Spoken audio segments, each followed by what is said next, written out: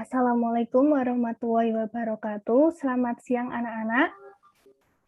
Waalaikumsalam warahmatullahi wabarakatuh. Bagaimana kabar kalian? Alhamdulillah. Alhamdulillah sehat semua, jaga kesehatan ya. Tetap semangat belajar walaupun pembelajaran masih online. Nah, sebelum memulai pembelajaran, marilah kita berdoa menurut keyakinan masing-masing. Berdoa, mulai.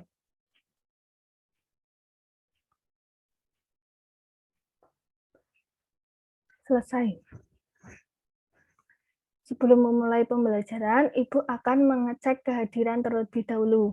Oh iya, tadi Dewi Trilestari sudah izin pada Ibu karena dia sedang sakit. Mari kita doakan semoga cepat sembuh.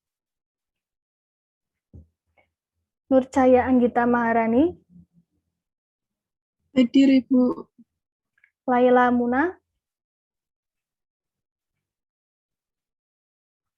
Sepertinya Laila Muna terkendala sinyal.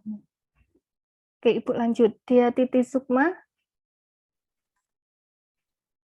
Hadir, Ibu. Putri Izzatul Aulia. Hadir, Bu. Ika Suci Rindrawati. Hadir, Bu. Ingrid Afifah. Hadir, Bu. Diah Arum.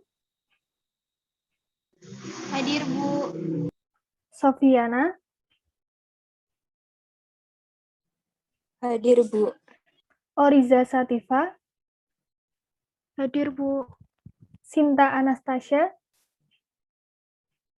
Hadir, Bu. Apakah Laila Muna sudah bergabung?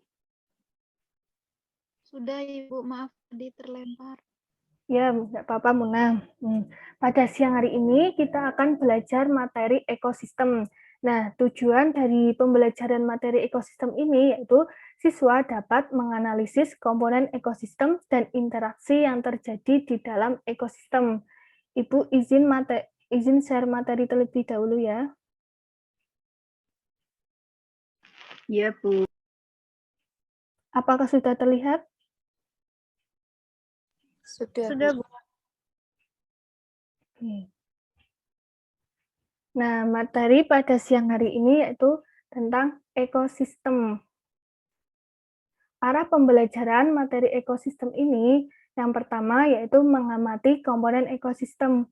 Nah, yang kedua yaitu mengamati komponen ekosistem dan interaksi di lingkungan sekitar. Selanjutnya, Ibu akan bahas peta konsep ekosistem. Nah, jadi ekosistem itu tersusun atas dua komponen, yaitu komponen abiotik dan komponen biotik. Komponen abiotik ini meliputi air, tanah, udara, kelembapan, suhu, cahaya matahari, topografi, dan iklim. Nah, komponen biotik meliputi pengurai, konsumen, dan produsen. Komponen biotik ini akan membentuk rantai makanan. Rantai makanan selanjutnya akan terbentuk jaring-jaring makanan. Nah, dari komponen abiotik dan komponen biotik ini akan terjadi interaksi antar komponen di dalam ekosistem. Interaksi ini meliputi interaksi antar komponen abiotik, interaksi antar komponen biotik, dan interaksi antar komponen biotik dan abiotik. Selanjutnya, rantai makanan ini akan menentukan aliran energi dan daur geokimia. Nah, pada siang hari ini kita akan membahas materi komponen ekosistem yaitu komponen abiotik dan komponen biotik dan interaksi antar komponen di dalam ekosistem. Selanjutnya Ibu akan menayangkan sebuah video, kalian cermati baik-baik, nanti akan Ibu tanya ya. Baik, Bu. Oke. Baik, Bu. Nih, cermati ya. Apakah sudah nyala? Sudah, Bu. Nah, di dalam video ini terjadi interaksi antara makhluk hidup dengan lingkungan biotik dan lingkungan abiotiknya.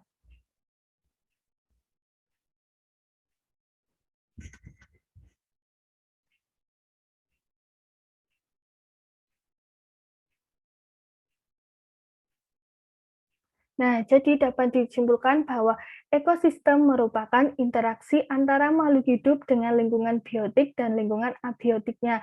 Ilmu yang mempelajari ekosistem yaitu ekologi. Ekologi ini berasal dari bahasa Yunani, yaitu dari kata oikos yang artinya rumah, dan logi yaitu artinya ilmu. Di dalam video tadi kan ada berbagai hewan, tumbuhan, dan lain-lain.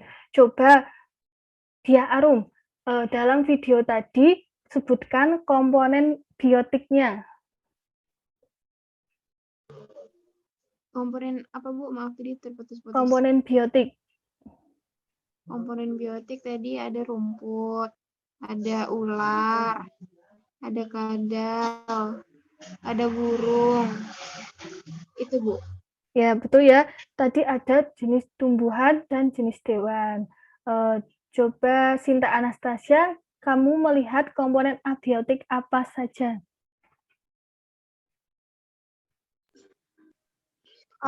Komponen abiotiknya ada cahaya matahari, suhu, kelembapan, topografi, itu Bu. Ya, di dalam video, benar ya yang dikatakan Sita, yang di dalam video tadi itu ada air, tanah, udara, pasir. Nah, oke, selanjutnya Ibu akan membahas komponen ekosistem yang pertama, yaitu komponen abiotik atau komponen tak hidup. Komponen abiotik ini terdiri dari, nah di sini ada air. Air ini melarutkan mineral dalam tanah sehingga mudah diserap oleh akar tumbuhan, dan air berperan untuk memainkan proses metabolisme. Selanjutnya ada udara. Udara ini oksigen diperlukan oleh makhluk hidup untuk bernafas, dan CO2 dibutuhkan sebagai bahan untuk fotosintesis. Kemudian ada kelembapan dan suhu. Kelembapan dan suhu ini berpengaruh terhadap hilangnya air yang terjadi melalui penguapan. Kemudian ada tanah. Tanah ini sebagai substrat atau tempat hidup organisme. Oke, komponen abiotik selanjutnya itu ada iklim, topografi, dan cahaya. Jadi topografi ini berpengaruh terhadap penyebaran makhluk hidup yang tampak jelas pada penyebaran tumbuhan. Sedangkan iklim terbentuk atas interaksi komponen abiotik, yaitu antara kelembapan, suhu, cahaya, dan curah hujan. Dan iklim berpengaruh pada tingkat kesuburan tanah. Iklim juga berpengaruh pada tingkat populasi hewan di suatu tempat. Kemudian ada cahaya. Cahaya ini berperan penting dalam menjaga suhu bumi. Selanjutnya, Ibu akan membahas komponen ekosistem biotik atau komponen hidup. Jadi, komponen biotik ini terdiri dari produsen yang pertama. Nah, produsen ini merupakan semua organisme yang dapat membuat makanan sendiri. Ada yang tahu pembagian produsen itu ada apa aja? Coba dari kalian sebutkan. Pembagian produsen. Putri Izzatul? Iya, Bu. Produsen itu terdiri dari apa aja? Produsen itu setahu saya contohnya tumbuhan seperti itu, Bu. Ya, itu ya yang salah satunya itu adalah tumbuhan itu fotoautotrof. Nah, produsen itu ada fotoautotrof dan kemoautotrof. Nah, fotoautotrof ini mensintesis makanannya itu memanfaatkan zat organik cahaya matahari. Maaf ya, bahwa fotoautotrof itu mensintesis zat organik atau makanannya itu memanfaatkan cahaya matahari. Sedangkan kemoautotrof itu mensintesis makanannya memanfaatkan hasil dari reaksi kimia. Contoh dari fotoautotrof itu semua tumbuhan, alga, prokariota fotosintetik. Dan contoh dari kemoautotrof itu yaitu prokariota kemosintetik. Oke. Nah, di sini ada Halimeda opuntia. Ini termasuk apa menurut kalian? Fotoautotrof atau kemoautotrof? Mungkin. Ya, betul ya. Ini termasuk fotoautrotrof, yaitu makroalga. Nah, selanjutnya Nitrosomonas. Hemoautotrof. Ya, betul. Nah, ini ada Cyanobacteria. Termasuk fotoautrotrof atau kemoautrotrof? Ya, ini termasuk fotoautrotrof. Oke. Selanjutnya, komponen biotik yang kedua yaitu konsumen. Konsumen merupakan semua organisme yang tidak dapat menghasilkan makanan sendiri. Konsumen ini dibagi lagi. Ada yang tahu pembagian konsumen? Sofiana, coba. Iya, Bu. Menurut saya, konsumen itu ada strata 1, 2, dan 3. Apakah benar, Bu? Ya, ada strata 1, strata 2, strata 3, tapi di sini Ibu di sini akan membahas tentang herbivora, karnivora, dan omnivora ya. Jadi herbivora ini mendapatkan zat organik itu langsung dari produsen atau dari tumbuhan. Sedangkan karnivora ini mendapatkan zat organik dari herbivora. Dan kemudian ada omnivora. Omnivora ini mendapatkan zat organik baik dari produsen maupun konsumen. Oke, selanjutnya komponen biotik yang ketiga adalah pengurai. Pengurai di sini ada dua, yaitu detitivore dan decomposer. Nah, detitivore merupakan organisme yang membantu dalam penghancuran secara mekanik sampah organik sebelum mengalami proses penguraian secara kimia. Sedangkan decomposer itu menguraikan sampah organik secara kimia menjadi zat-zat anorganik. Contoh dari detitivore adalah rayap, teripang, dan luwing. Contoh dari decomposer yaitu bakteri dan jamur. Oke, sebelum lanjut ke materi interaksi, Ibu mau tanya, mengapa jika salah satu komponen ekosistem itu berubah, itu akan mengubah keseimbangan ekosistem lainnya? Coba kalian diskusikan. Nanti akan Ibu tunjuk dari salah satu kalian.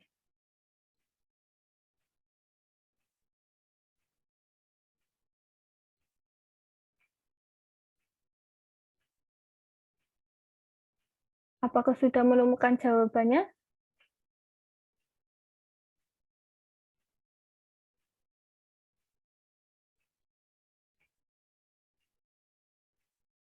Ada yang mau memberikan pendapat?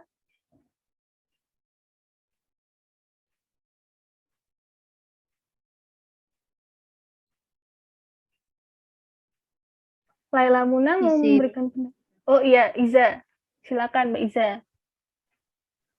Ya, jadi menurut saya kenapa keseimbangan yang lainnya itu ikut terganggu karena di dalam ekosistem sendiri itu kan memang saling berkaitan gitu. Jadi ada kaitannya gitu.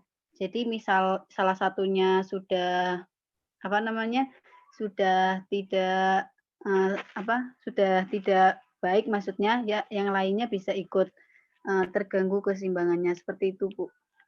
Betul ya, intinya karena keterkaitan. Nah, betul yang dikatakan Mbak Iza bahwa komponen ekosistem antara satu komponen dengan komponen lain itu saling ketergantungan. Nah, sehingga jika salah satu berubah maka akan mengubah yang lain itu. Oke, selanjutnya itu akan membahas interaksi antar komponen ekosistem. Nah, interaksi yang pertama yaitu interaksi antar komponen abiotik. Interaksi antar komponen abiotik merupakan komponen abiotik ini dapat mempengaruhi komponen abiotik lain secara timbal balik. Nah, di sini ada contohnya. Contohnya itu jika intensitas cahaya matahari yang mengenai suatu perairan meningkat, maka akan mengakibatkan laju penguapan air juga meningkat. Nah, di sini ada intensitas cahaya matahari termasuk komponen abiotik. Kemudian ada perairan, itu termasuk komponen abiotik juga. Nah, interaksi yang kedua yaitu interaksi antara komponen abiotik dengan komponen biotik. Interaksi ini yaitu komponen abiotik dapat mempengaruhi komponen biotik dalam ekosistem, dan juga komponen biotik juga dapat mempengaruhi komponen abiotik juga di dalam ekosistem. Contohnya, tanaman mengambil zat hara dari tanah, namun juga mengembalikannya lagi dalam bentuk ranting, dedaunan, dan sisa tumbuhan yang telah lapuk dan mengalami penguraian. Contoh lain dari interaksi antara komponen abiotik dengan biotik yaitu ada kadar air. Kadar air ini dapat mempengaruhi kesuburan tumbuhan. Sebaliknya, keberadaan tumbuhan juga dapat mempengaruhi ketersediaan air di dalam tanah. Oke. Interaksi yang ketiga yaitu interaksi antara komponen biotik. Di sini ada dua pembagian, yaitu interaksi intraspesifik dan interaksi interspesifik. Interaksi intraspesifik itu merupakan interaksi antara individu dalam satu spesies.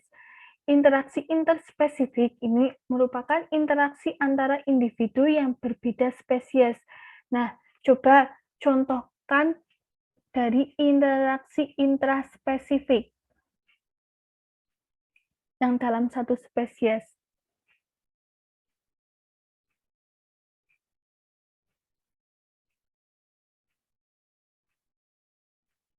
Ada yang mau menyampaikan pendapatnya?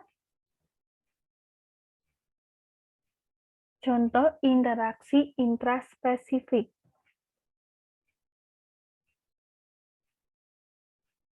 Ingrid Afifah mau menyampaikan pendapat? Baik, Bu. Interaksi intraspesifik itu contohnya itu misalkan pada sapi di satu populasi gitu, Bu. Antar sapi di satu populasi.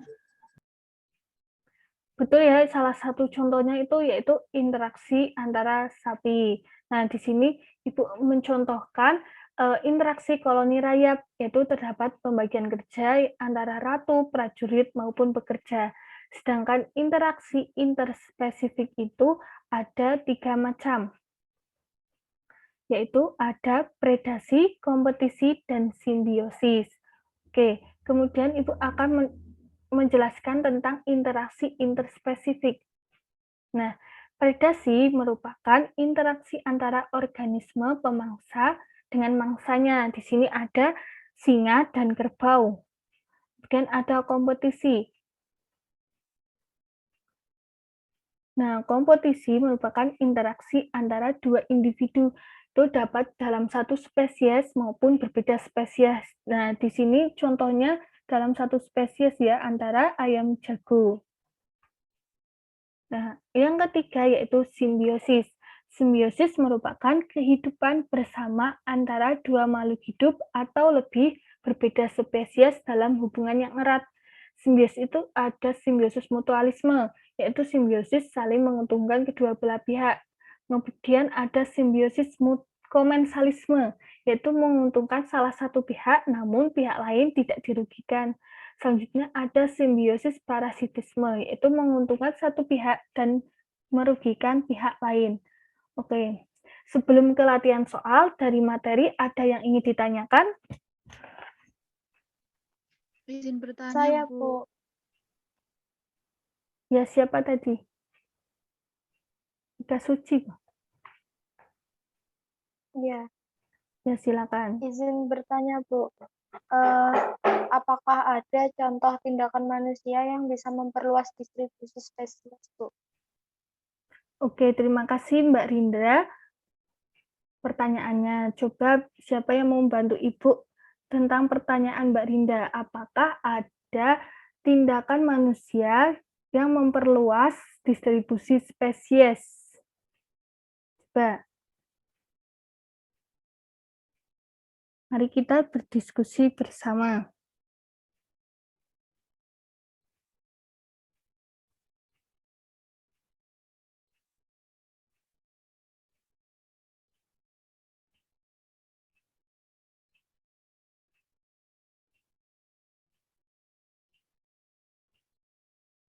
Laila Muna, apakah masih bergabung? Masih, Bu. Tapi mohon maaf, Bu, sinyalnya buruk jadi tidak bisa menyalakan kamera. Oke. Ada yang bisa bantu Ibu menjawab pertanyaan dari Ika Suci?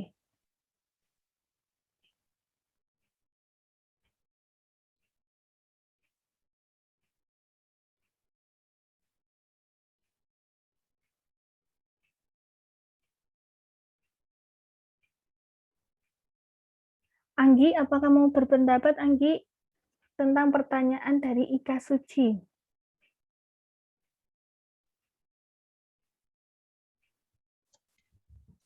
Menurut saya, tindakan manusia yang dapat memperluas distribusi spesies tadi ya, Bu. Iya. Seperti mungkin kegiatan jual beli kambing atau jual beli ayam dan lain-lain. Dan itu kan misal diperjualbelikan lalu menempati wilayah baru. Jadi spesies tersebut menyebar ke wilayah lain yang belum ada di spesies itu. Jadi spesiesnya itu menyebar ke wilayah lain. Apakah seperti itu bisa termasuk dikatakan sebagai tindakan manusia yang dapat memperluas distribusi spesies, Bu?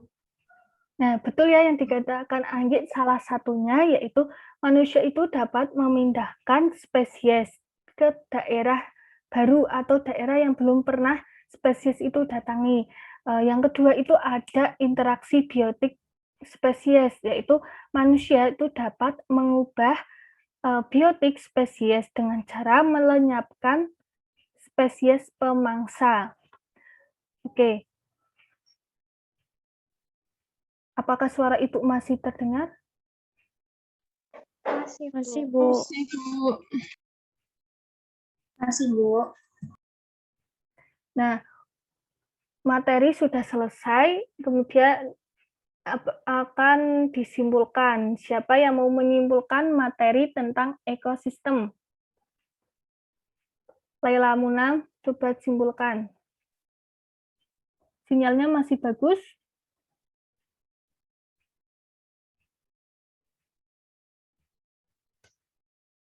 Apakah masih bergabung Laila Muna?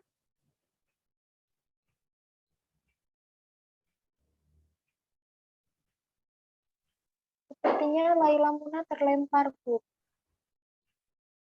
Oriza Sativa, coba simpulkan dari materi ekosistem ini.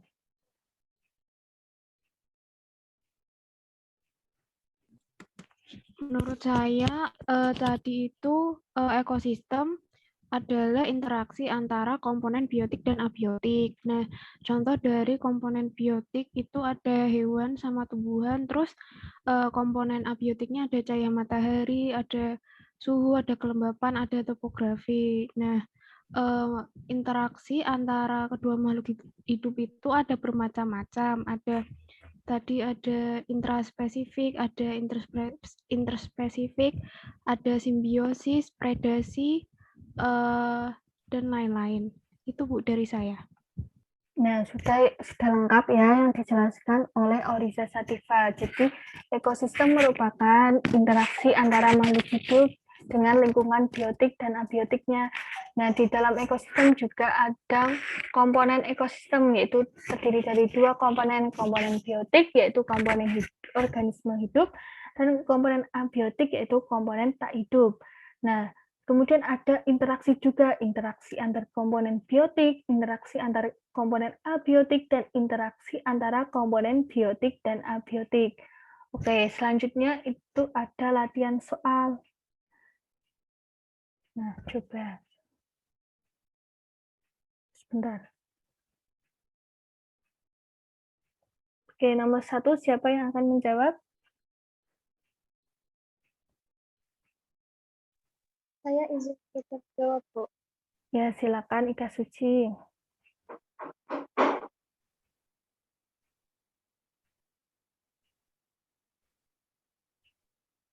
Yang termasuk komponen biotik adalah yang jawabannya yang E, Bu. Bakteri, tanaman kacang, dan dayak. Nah, betul ya, yang E yaitu nomor 1, nomor 2, dan nomor 8.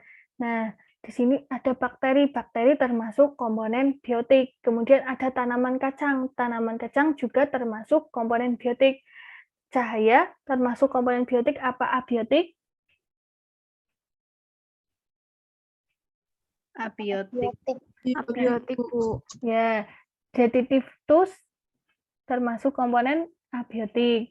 Nitrogen ya juga termasuk komponen abiotik.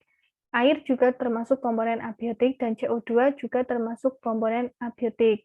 Oke, lanjut ke soal nomor 2. Nah, ada yang mau menyampaikan soal nomor 2 jawaban?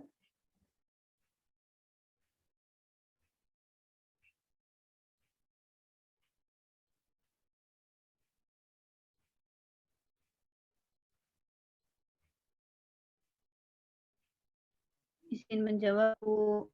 Ya, silakan Iza. Jawabannya B, Bu. Mengubah zat-zat anorganik menjadi senyawa organik. Coba kita cek ya. Ya, betul ya jawabannya Iza, bahwa organisme yang dikategorikan sebagai produsen yaitu organisme yang memiliki kemampuan mengubah zat-zat anorganik menjadi senyawa organik. Oke, selanjutnya yaitu penugasan. Penugasan itu siswa mengamati komponen ekosistem di sekitar tempat tinggal. Kemudian, komponen ekosistem tersebut dihubungkan dengan interaksi yang terjadi antar komponen. Nah, dikerjakan di LKPD yang telah Ibu kirim di WA Group ya. Kemudian, tugas ini dikumpulkan dalam bentuk PDF. Paling lambat tanggal 3 Juli 2021 jam 23.00. Tugas dikirimkan ke email Ibu, yaitu diarikafebriana12@gmail.com. Ini untuk tugas terstruktur. Nah, untuk tugas tak struktur, kalian membuat reflective journal yang akan dikumpulkan nanti malam, paling lambat yaitu jam 10 ke WA Ibu. Dikerjakan di Word. Ada pertanyaan tentang penugasan?